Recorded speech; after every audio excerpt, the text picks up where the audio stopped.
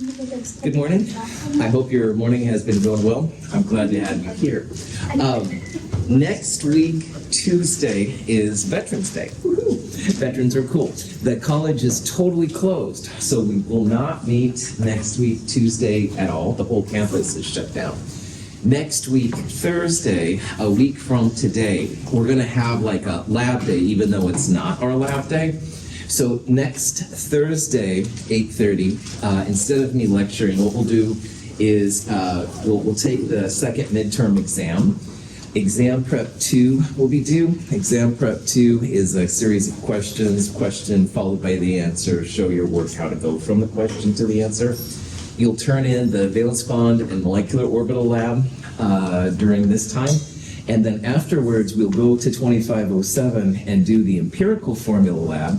This is a fun lab, gases, lots of acids, and stuff like that. Goggles required, big time. This will be fun, but it's a lot of excitement. So just realize that next Tuesday, we won't meet at all. And then instead, on Thursday of next week, we'll take the midterms, do a lab. So it's like the lab day's been moved to Thursday. Is that cool? Does that make sense? Awesome. So what we're going to do today is, again, just a review over the second midterm. Second midterm is basically over chapters 4 and 5.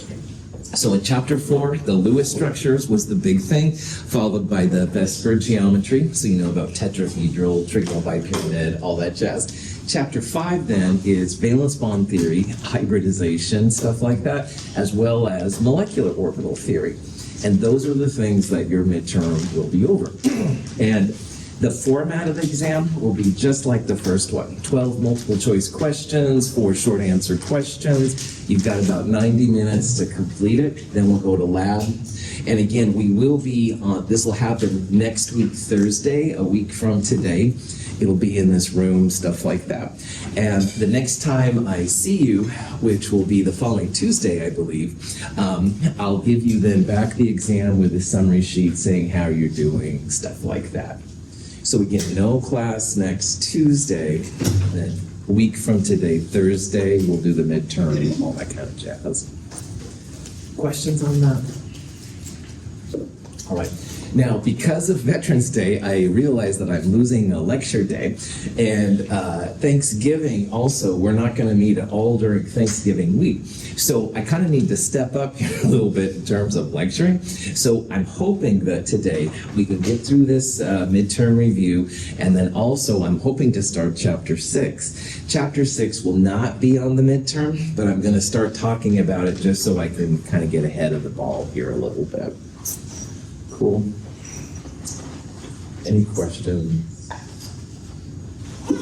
Let's do this. Okay, so like the other midterm review we do, I'll put a question on the screen. I'll wait a couple of moments and stuff for you to think about it, and then we'll answer it together. And it's a good way to kind of test it. So I recommend trying the problems, all right? You can see if you get the answer right or not. If you've got the iClicker thing, you can participate, or you can just do it by paper. Either way, it's great. But this first question is just a question on Lewis structures, all right? And the question is, which of these is not a correct Lewis dot structure? And one of them has a problem. We'll talk about the answer in a little bit. See if you can figure out what the answer is going to be.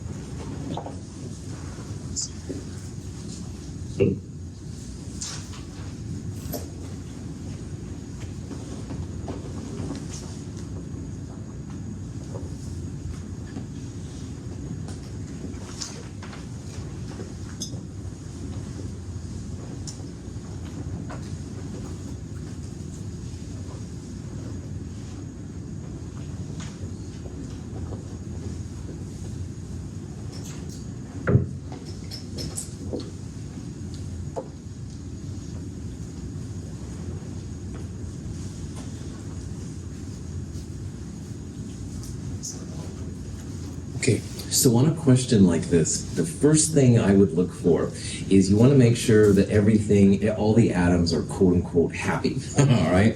And happy is relative for everything and everyone. However, what that means in terms of Lewis structures, you want to make sure your atoms have an octet around them. If they're carbon, nitrogen, oxygen, fluorine, you want to make sure hydrogen has just one bond, stuff like that. So this carbon, for example, in HCN has 1, 2, 3 bonds there and a 4th bond. 4 bonds makes it happy, all right? Your formal charges would be 0 if you want to go there. We'll talk about that more later. Hydrogen likes to have 1 bond, so hydrogen is fine. Nitrogen has 1, 2, 3 bonds and 1 lone pair. 4 bonds around it makes nitrogen happy. So I don't see anything wrong with this structure. The nitrogens are fine, 1, 2, 3, 4, they're good. This one looks a little weird. Oxygen has 1, 2, 3, 4 pairs though. Carbon has 1, 2, 3, 4 pairs around it, so they've got their octet. And the N and the O over there have octets as well. So that's the first thing I always look for, but in this case, as you can tell, that didn't help at all. So the next thing I would do is I try to check out if the electrons are all right. So this thing claims it's NO negative 1. That's what that negative sign means. So let's quickly then build a Lewis structure for NO minus 1. And nitrogen's group 5, oxygen is group 6, so 5 plus 6. And we'll add an electron for the negative charge. So that would be 12 valence electrons, 6 pairs. So if you put the nitrogen and oxygen next to each other, there's not like a central atom, but you can just put a bond between them. I've used up 1 pair. I've got 5 pairs left. 1, 2, 3 gives oxygen its octet. 4, 5 would be nitrogen's octet. Now, nitrogen only has 1, 2, 3 pairs around it, and it needs to have 4. So what I would do is I would draw a double bond between them. But if you look at this structure, this is different than what we just drew. All right, this is nitrogen with a double bond, and this is nitrogen with a triple bond. So NO minus is incorrect. NO minus is not a triple bond. NO minus would have a double bond around it, all right? If you think about the number of valence electrons in this structure, there's 2, 4, 6 from the bonding pairs. Each pair is a line, okay? That's 6, 8, and 10. There's only 10 electron pairs. And as you saw over here, there were 12 pairs for NO minus. So this crazy thing is actually NO plus, all right? So that was the reason why it was weird. So again, look for the 4 pairs around the central atoms first, and hydrogen has 1 pair, that kind of stuff. And after that, if you see something with a charge, oftentimes that'll be the weird part. Any questions on that? Sweet. This is another problem where I want you to see which one of these is an incorrect Lewis structure.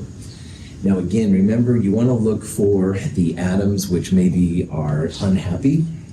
See if you can figure out from this which one that one is.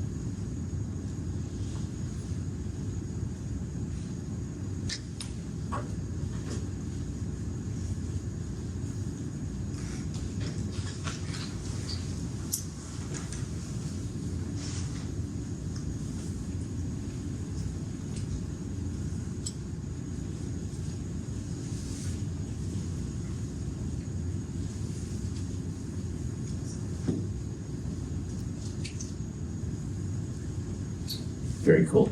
All right, so on this one, again, if you see a problem about which one is not a correct Lewis dot structure, look for like hydrogen with more than one bond around it, or a lone pair, that's unhappy hydrogen. You want to look for carbons, oxygens, nitrogens with 4 pairs around them. So for example, here in formaldehyde, which is what this compound is, oxygen has 2 lone pairs and 2 bonding pairs, so that's oxygen's happy place. And carbon has 1, 2, 3, 4 bonds around it, which makes it happy too. Now chlorine likes to have 3 lone pairs and 1 bonding, but again, it's mostly about the octet having 4 pairs.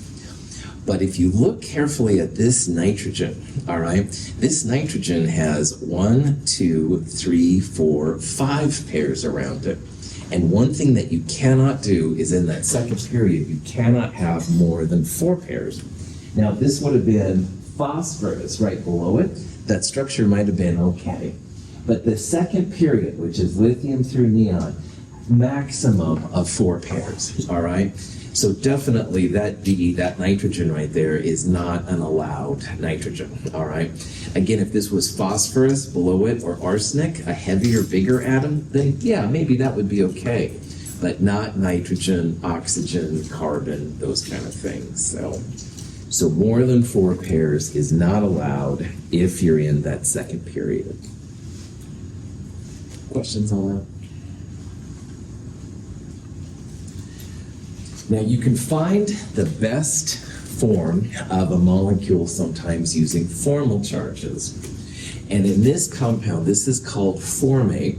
I'd like you to find the formal charge on the oxygen on the left, the carbon in the middle, and the oxygen on the right.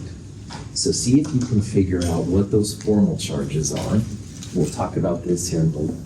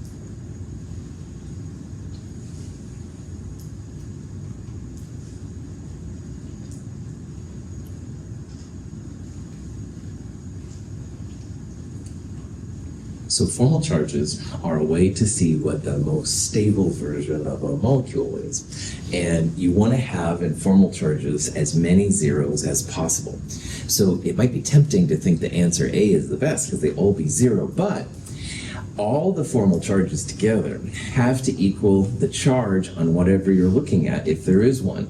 And this crazy thing has a -1 charge overall. So you can't have 0 plus 0 plus 0 as your charges because something's going to have to be -1. So formal charges are kind of cool. If you have a negative charge, then positive things will attack them. If you have a negative thing, then positive things. The opposite charge will attack whatever you have. And there's different ways to calculate formal charge, and I don't care which one you do. The one that I used in lecture was, like, for example, for this oxygen right here, you would take the group number, which is 6 for oxygen. You subtract all of the lone pair electrons. So there's 4 lone pair electrons. 2 pairs would be 4 lone pairs. And you subtract the number of bonds. So there's 2 bonds here. So this oxygen will have a formal charge of 0. And anytime you have oxygen with 2 bonds and 2 lone pairs, you're going to have a formal charge equal to 0. Questions on that? All right. So carbon right here, group number 4, it has no lone pair electrons, but it has 1, 2, 3, 4 bonds around it. So this carbon also goes to 0. And again, that's why, like in the Lewis structures lab, every time you have carbon, you usually don't want to put lone pairs on it because carbon loves to have 4 pairs. They can be 4 single bonds, 2 double bonds, or a double and 2 singles, any combination, but it loves to have 4 bonds. But on the end, this oxygen right here, group number 6, this has 2, 4, 6 lone pair electrons and 1 bond, so we'll subtract that, -1. So in this particular example then, it goes 0, 0, -1. If you're curious, hydrogen, group 1, it has 1 bond, no lone pair electrons, so it also goes to 0. So you can see how you've got 0, 0, 0, -1, and all of those together equal the charge on everything. If this was a neutral compound, then they'd all go to 0. But anyway, why this is cool for chemists is that if you have something big and positive coming in, it's going to attack that negative oxygen. Opposites attract, all right? And the more zeros you have, it's like stealth mode, all right? And positive and negative things like don't see the atoms that way, so. Any questions? Cool. Now, another question is about VSEPR, how that works. On VSEPR questions, you just about have to draw the Lewis structure first. So in this question, it says, what's the molecular shape or molecular geometry of sulfur dichloride? And what I would do with this question is I would draw the Lewis structure first, and then from there you can find the electron pair geometry and then the molecular geometry. So see if you can figure that out. We'll talk about that here in a little bit.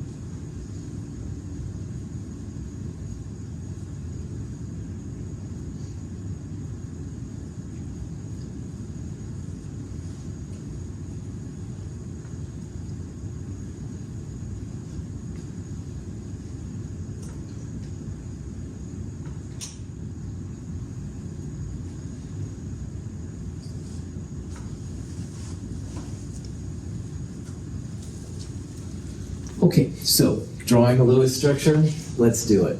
SCl2, sulfur dichloride. Sulfur's listed first. Sulfur will be in the middle. Chlorine will be on the outside. Chlorine is more electronegative. Most electronegative goes on the outside. Sulfur in the middle, all right? Need to count electrons. Sulfur is in group 6, chlorine's in group 7, and there's 2 of them. So 14 plus 6, 20 valence electrons, divide by 2, 10 pairs. Connect the outer atoms to the inner atoms first so they don't flow away. That's 2 of my pairs. I've got 8 pairs left. The outer atoms get an octet first. I just put down 6 of the 8 pairs that are left, and if there's anything left over, put it on the middle. So this is the Lewis structure for SCl2. Is that cool? Okay. Once you have the Lewis structure, the central atom will tell you about the electron pair geometry, molecular geometry, etc. Sulfur here has 2 lone pairs and 2 bonding pairs, 4 pairs total. What's the name of the electron pair geometry with 4 pairs? Tetrahedral. Good, that's right. Tetrahedral is the electron pair geometry. But because 2 of them are lone pairs, they are there, but they're kind of invisible. And the angles around tetrahedron, which I saw you do, which was awesome, the angles are roughly 109 degrees. So it's not straight across like I've drawn, but it's actually kind of a V shape or bent. So this thing is called the bent molecular geometry. Our Lewis structures make them look like they're 180 or 90 degrees, and there's no information on the geometry from a Lewis structure. It just shows you how the electrons are distributed. But Vesper, and if you use your imagination a little bit, Vesper will tell you that, yeah, this is going to be that tetrahedron. They're 109 degrees kind of bent like that, like water would be. Cool. Any questions on that? Sweet. So, Lewis structures again. Oh boy. IF2 minus 1 is another structure that you can build a Lewis structure for. And again, like the last one, I'd like you to tell me here what the molecular geometry or molecular shape of the molecule is. So see if you can build the IF2 minus 1 ion. We'll talk about it here in a little bit.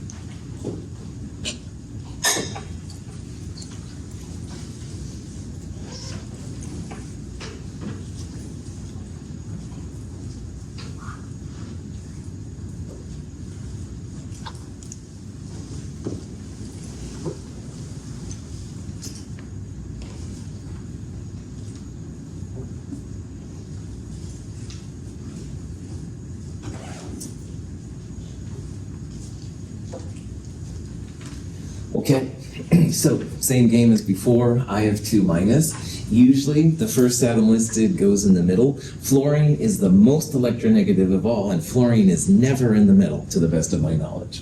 So we're going to put iodine in the middle, put the F's on the outside. Count the electrons. Iodine is 7, fluorine is also 7, and there's 2 of them. We'll add an electron for the -1 charge. So 7 plus 14 is 21 plus 1. 22 valence electrons, divide by 2, 11 pairs. Connect the outer atoms to the inner atoms. That's 2, got 9 pairs left. The outer atoms get a filled octet. Fluorine is happy with 3 lone pairs and 1 bonding pair.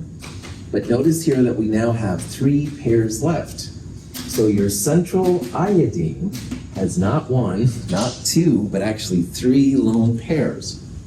So your iodine here has 1, 2, 3 lone pairs and 4, 5, 2 additional bonding pairs, 5 pairs total.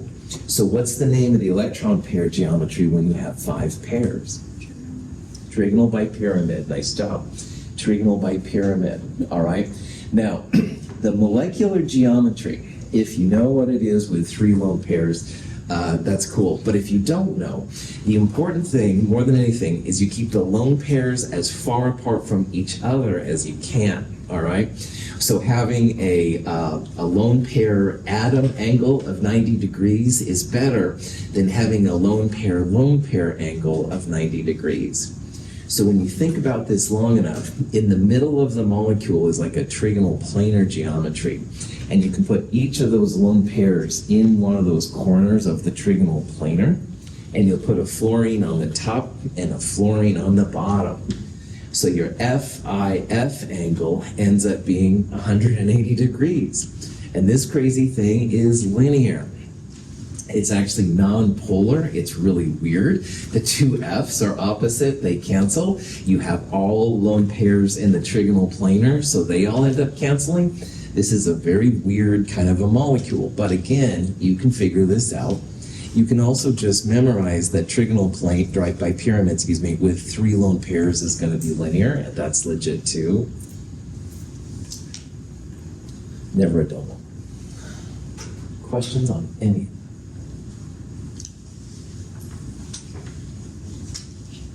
Now, in addition to all this stuff, you can also just apply bond angles, figuring out the Lewis structure first, applying the geometry to do this. So acetylene is C2H2. It's what they use for torches and welding, stuff like that. If you draw the Lewis structure, you'll be able to figure out the approximate carbon-carbon-hydrogen bond angle in the molecule. So see if you can first of all draw the Lewis structure, for C2H2, and then second, see if you can figure out what that CCH angle is going to be in the molecule.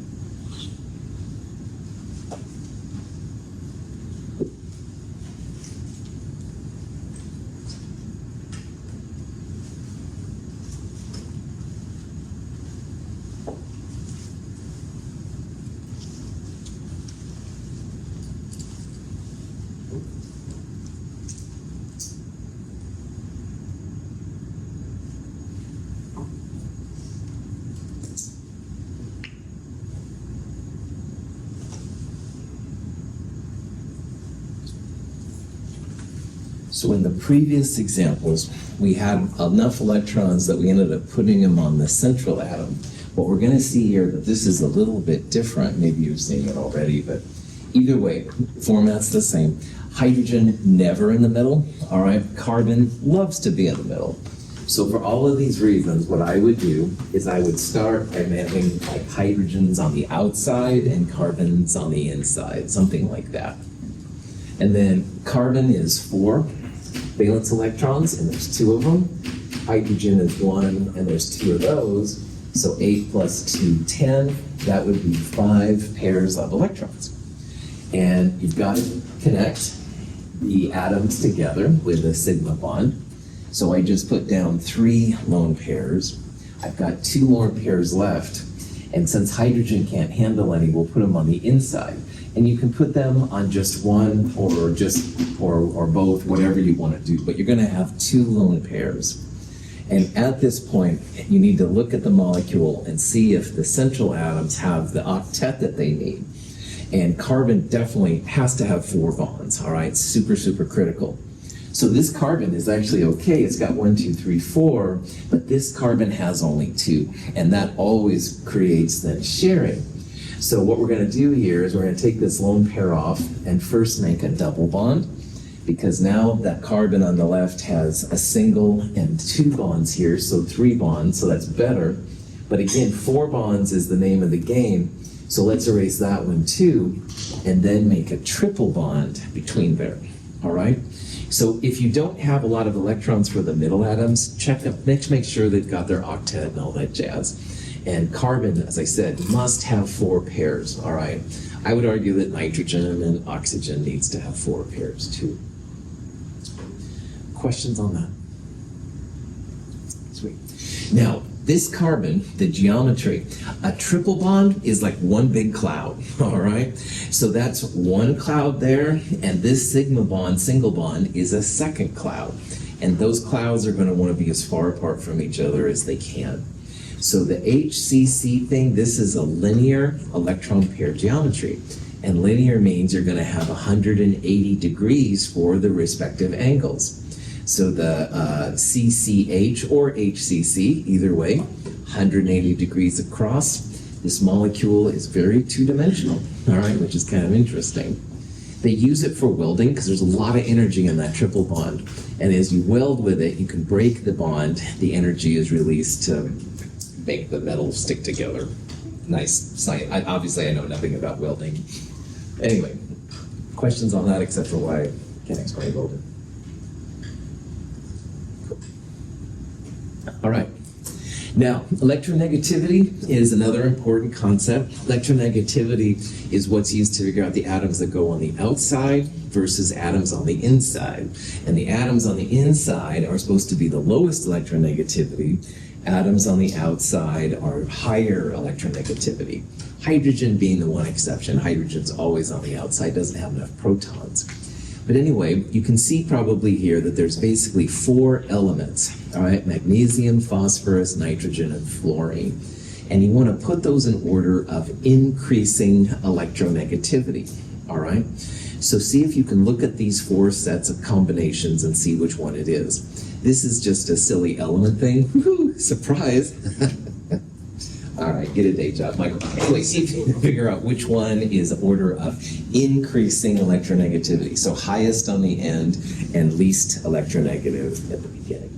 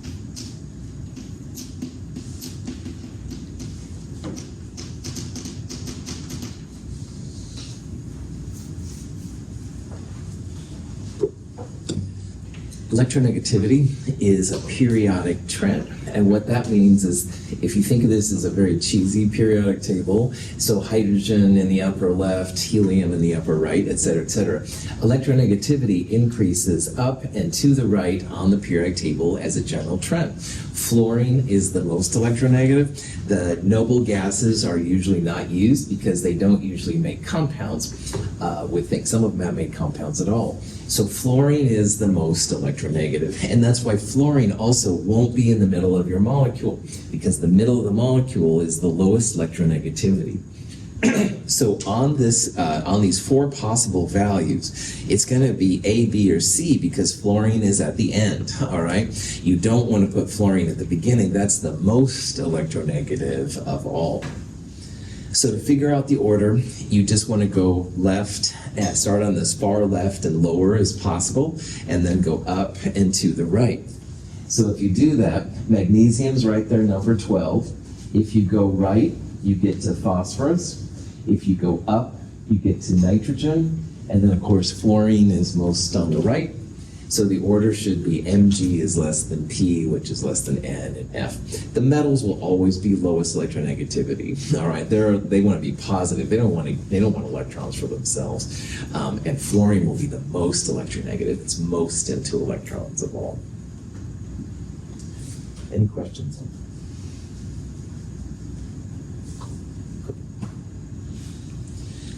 Bond order is a topic we looked at a little bit in the valence bond molecular orbital lab on Tuesday.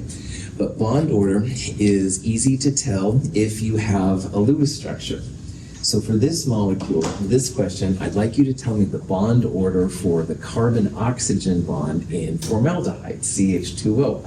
So what I would do is I would draw the Lewis structure, and from there you can see then what the bond order will be between the carbon and the oxygen.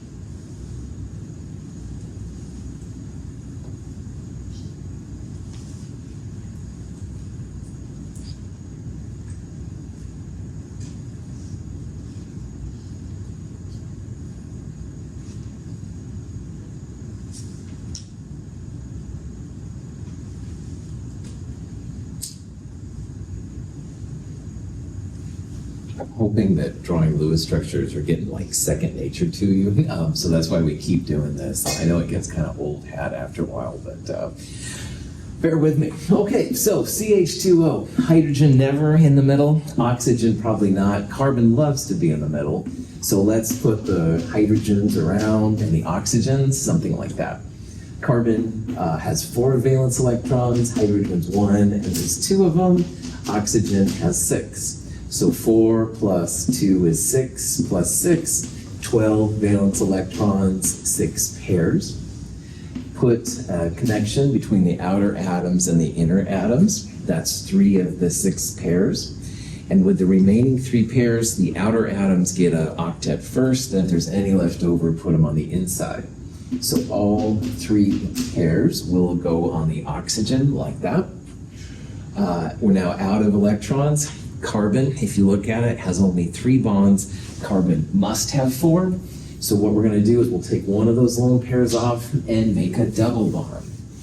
So this is the Lewis structure for CH2O. Any questions on that part? Sweet. Now, bond order is literally just the number of lines between the atoms, all right? So the bond order, for example, between both the carbons and the hydrogens is just 1. It's a single bond, bond order 1.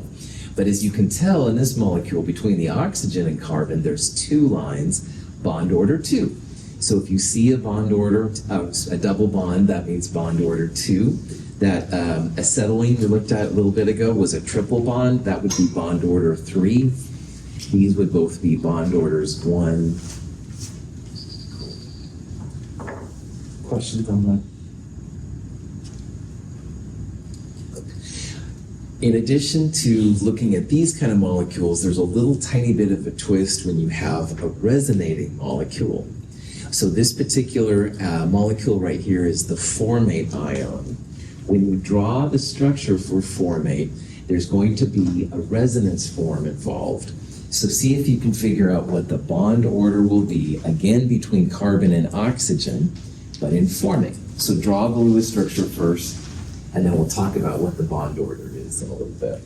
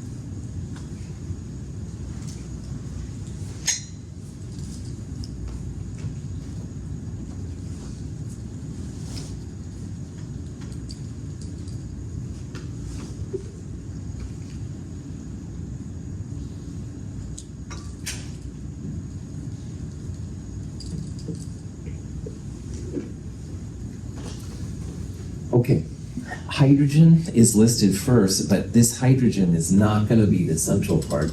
Hydrogen sometimes does weird things for structures and acids and stuff like that. So just realize that if you happen to see hydrogen first, it doesn't mean it's going to be central. Your carbon is still going to be the central atom. So we'll put carbon in the middle. You can put the oxygens and everything else around it any way you want.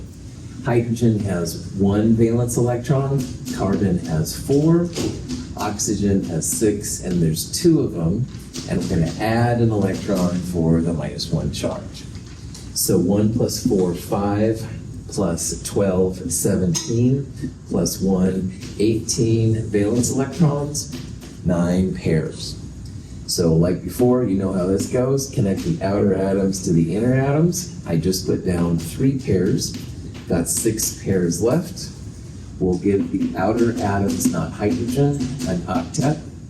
I just put all 6 pairs down. So oxygens are cool, hydrogen's all right. But again, carbon here has only 1, 2, 3 pairs. So we need to make a double bond to carbon. Now, this is where the resonance pops in, because my first thought would be, oh yeah, we'll take this lone pair off and make a double bond right there. Cool. But you could also take a lone pair off here and make a double bond that way. Fantastic. So you have 2 possible places of making a double bond. One would be like this, and the other one would have a double bond on top. And they're energetically the same, all right? This is an example of resonance. You have a choice where the pi bond, the double bond, goes. It could be to the right-hand oxygen, or it could be the top one right there. Questions on any of that? Okay, now bond order here, it's not a bond order 2 and a bond order 1, because in the next instant, it shifts and it goes to a bond order 1 and a bond order 2, all right? And they're constantly going back and forth, back and forth. So what you want to do is you want to take the total number of bonds between those atoms. So there's 1, 2, and 3 bonds between the carbon and oxygens. And it doesn't matter which structure you use, but there's 3 bonds. And you divide them by the number of places that the bonds could go, or sometimes people talk about it as dividing by the number of resonance forms. So like there's 2 resonance forms, I don't care. So there's 1, 2 places those 3 bonds can go. So it's 3 bonds divided by 2 places. 1.5 would be the bond order, or 1.5, all right? So it's more than a single bond, but it's less than a double bond. That's what resonance tries to get across. It tends to distribute the electrons around both of the oxygens, so you have like 1.5 bonds on each side of them. So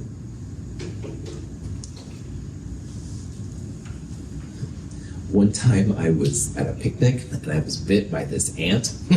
Stupid ant. No, it was defending itself, etc., etc. Anyway, the ants use what's called formic acid a lot of times.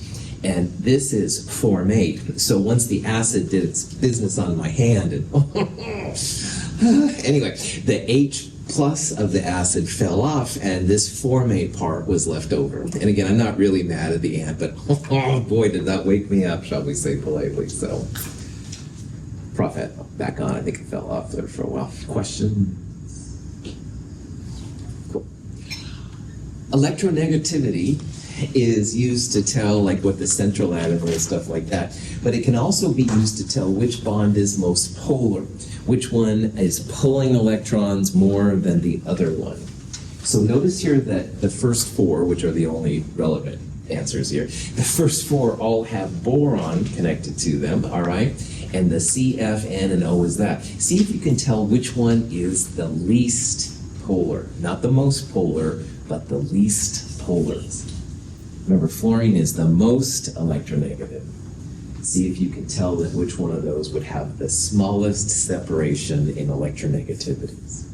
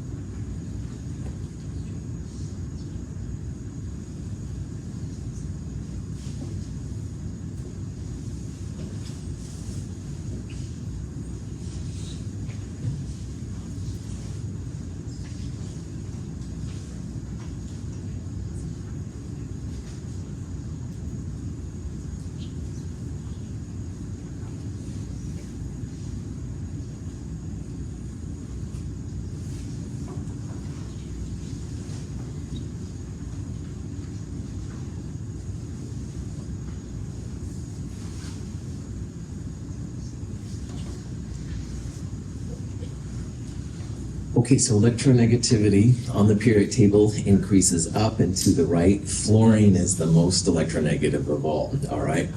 So boron is quite a bit to the left of fluorine on the periodic table. All right, boron's over here, fluorine's right there. So the gap between B and F is pretty considerable. That's probably going to be a pretty polar bond, all right? So boron to fluorine, many elements apart from each other, that's going to be probably the most polar, the biggest differences in electronegativity. Now, oxygen is almost as electronegative as fluorine. It's pretty close.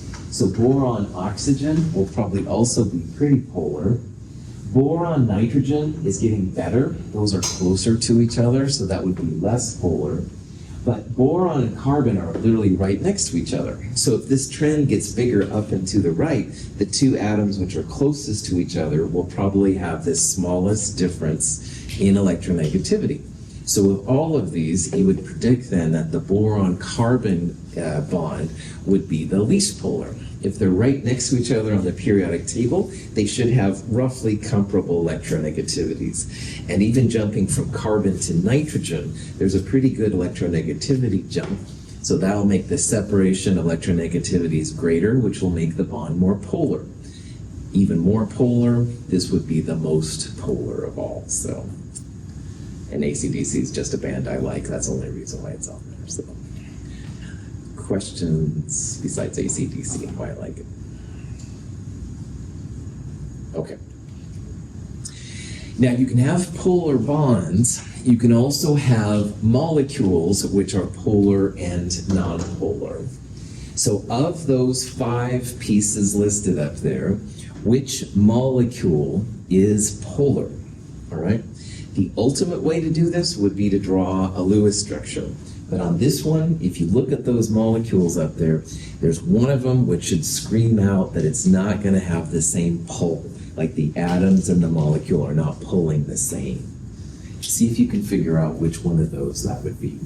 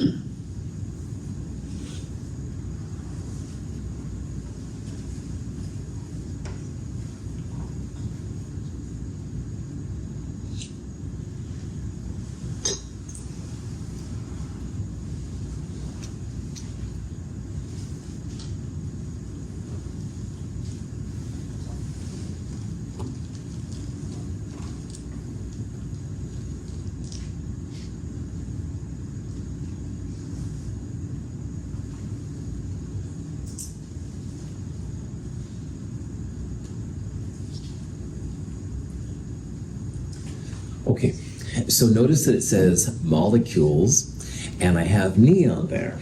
And neon is on the periodic table. It's number 10. Neon is an element, right? So neon is not a molecule. If you have just an individual piece by itself, it's an element.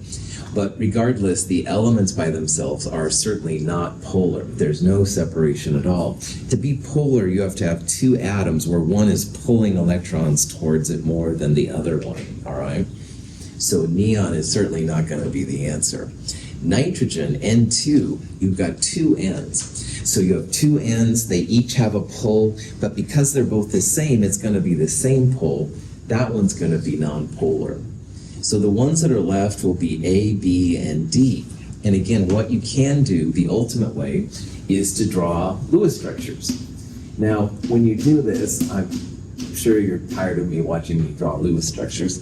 The boron trichloride is just boron in the middle of 3 Cls. No double bonds. Boron is happy having less than an octet. Boron trichloride has 3 chlorines, nonpolar. Oxygen pulls a lot more than carbon. So each oxygen-carbon bond, oxygen pulls electrons towards it pretty strong. But because CO2 is surrounded by oxygens, i.e. you've got one to the right and one to the left, they cancel each other out. So the CO2 molecule is also non-polar, all right? Even though each oxygen-carbon bond is polar, the two opposite oxygens will cancel each other out. But if you look at D, chlorine monofluoride is the fancy name for that thing. And you draw the Lewis structure out, there's a ClF single bond. The halogens are surrounded by lone pairs. But fluorine, remember, pulls more than anything else. And there's only a chlorine on the other side. So this one will definitely be polar. So there's fancier versions of these things that I just drew on the board. But again, F is going to pull more than anything else. Chlorine's not going to pull as hard. There's nothing on the other side of chlorine like there was on like CO2. This one will be polar. Is that cool? Questions? Okay. We'll do one more here and then we'll take a break. This is another question which is very similar. It's worded a little bit differently. If something has a dipole moment, it has measurable polarity. So if you see a question where it says which one has a dipole moment, it's asking you which one is polar. All right, that's what that means. If it doesn't have a dipole moment, it would be nonpolar. So in this question here, you want to try and find out which of them is most likely to be polar. You want an unequal distribution of electrons. And see if you can figure that out. We'll talk about it here in a little bit.